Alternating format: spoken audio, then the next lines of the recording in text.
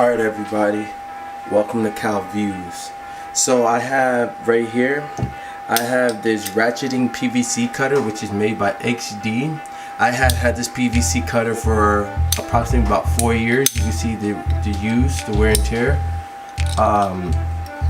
So let's talk about the reviews. Let's talk about it. So for 1 inch, which this one right here, you can see the PVC struggles a little bit to cut it. Let me see if you can see.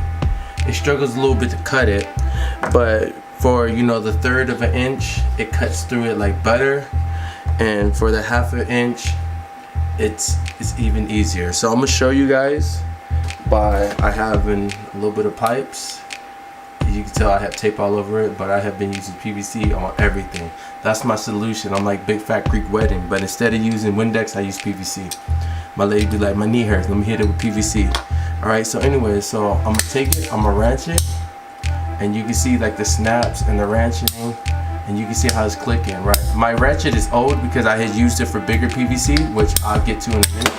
And you see how it cuts, but you see how it gets kind of strenuous.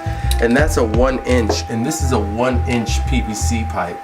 Now I can go into the 3/4 of an inch. You can see I cut the 3/4 off, but it cuts it so much smoother. So it's still one hand, and it cuts it quite easily. You can see pieces flowing everywhere. Now when you get to the smaller one, it's just easy. It gets easier. Now let me explain to you guys the main problem that I have. 1 inch is for this cutter, this ratcheting cutter is its limit.